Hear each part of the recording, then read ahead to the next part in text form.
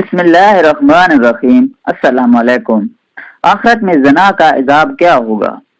زنا اسلام میں ایک بہت بڑا گناہ ہے جس سے مراد شادی سے باہر کسی بھی جنسی تعلق کو کہا جاتا ہے۔ اسے شادی کے تقدس کی خلاف ورزی سمجھا جاتا ہے اور اس کے روحانی اور جسمانی دونوں طرح کے منفی نتائج نکل سکتے ہیں۔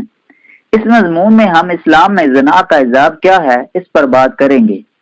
ایک مرتبہ رسول اللہ صلی اللہ علیہ وآلہ وسلم نے نماز پڑھانے کے بعد ہمارے جانب متوجہ ہو کر فرمایا، آج رات میں نے دیکھا کہ میرے پاس دو شخص آئے اور مجھے زمین مقدس کی طرف لے گئے۔ ہم ایک تنور کے مثل گڑھے کے پاس پہنچے جس کا اوپر کا حصہ تنگ اور نیچے سے کشادہ تھا۔ اس میں آگ بھڑک رہی تھی اور اس آگ میں کچھ مرد اور عورتیں برہنہ ہیں۔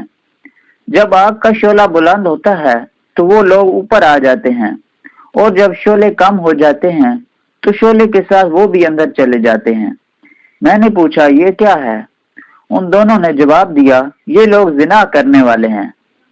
علامہ شمس الدین ذہبی رحمۃ اللہ نقل فرماتے ہیں کہ زبور شریف میں ہے، بے شک زنا کرنے والوں کو ان کی شرمگاہوں کے ذریعے آگ میں لٹکا دیا جائے گا اور انہیں لوہے کے کوڑوں سے مارا جائے گا۔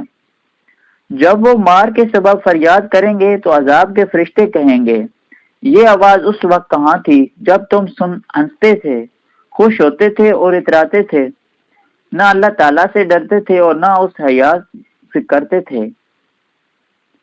حضرت مقبول دمشقی تابعی رضی اللہ تعالیٰ عنہ سے مروی ہے کہ دوزخیوں کو شدید بدبو محسوس ہوگی تو وہ کہیں گے ہم نے اس سے گندی بدبو کبھی محسوس نہیں کی، تو انہیں بتایا جائے گا کہ یہ زانیوں کی شرمگاہ کی بدبو ہے۔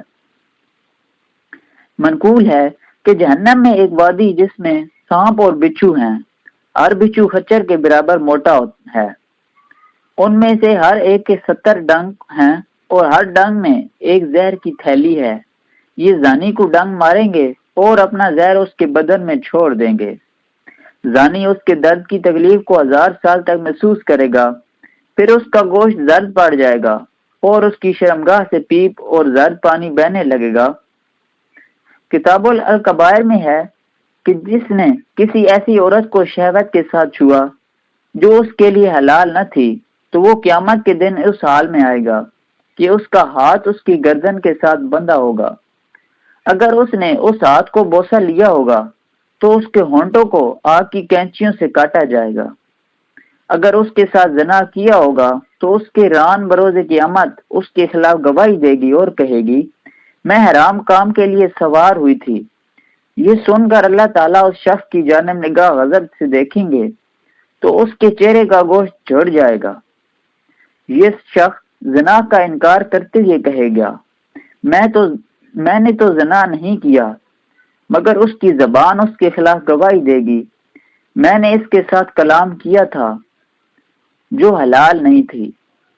اس کے ہاتھ کہیں گے ہم حرام کے لیے بڑے تھے، اس کی آنکھیں کہیں گی ہم نے حرام کو دیکھا تھا، اس کے پیر کہیں گے ہم حرام کی جانب چلے تھے، اس کی شرمگاہ کہے گی میں نے زنا کیا تھا۔